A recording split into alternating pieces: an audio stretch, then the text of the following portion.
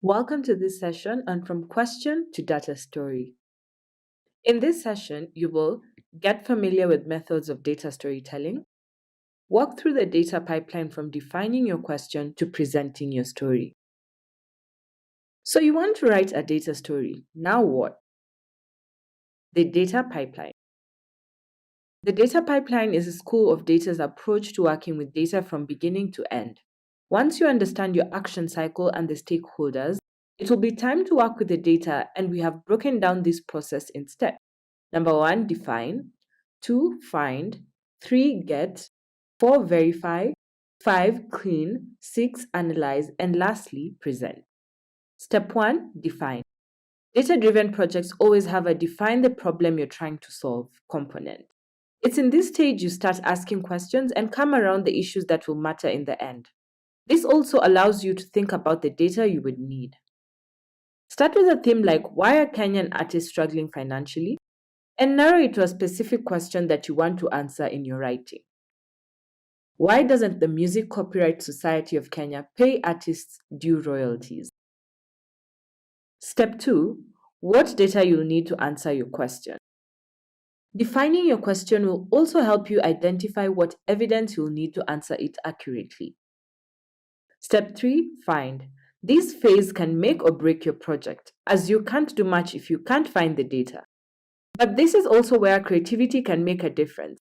Using proxy indicators, searching in non-obvious locations, don't give up too soon. Once your question has been defined, you need to find the data to help you answer the question. Use search engines, open data portals, surveys, interviews, government bodies, and local and international NGOs. As we can see on the screen, Martin managed to find the financial reports of the Music Copyright Society of Kenya. Step 4, get. Moving the data from wherever you find it to a copy that you can start exploring.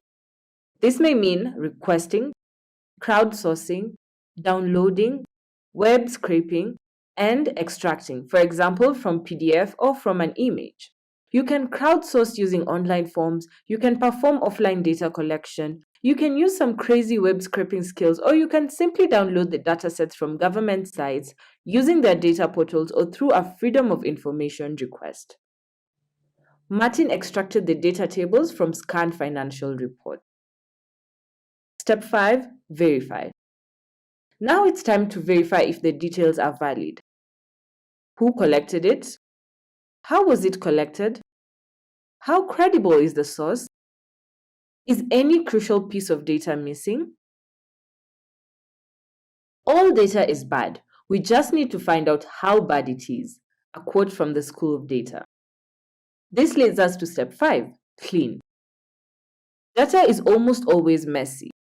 Duplications, different spelling for the same word, weird characters, all these need to be cleaned up before exploration and analysis can begin.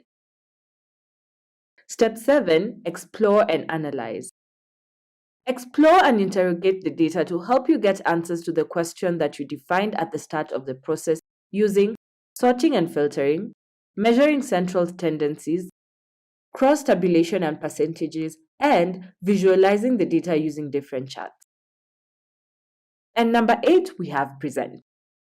Present your data in a way that resonates with the audience that you have designed for and answers the questions you defined at the start. For example, we can see how the data here is presented either as a bar graph or as a line graph. What's next? Now it's time to explore a few different ways of finding the data.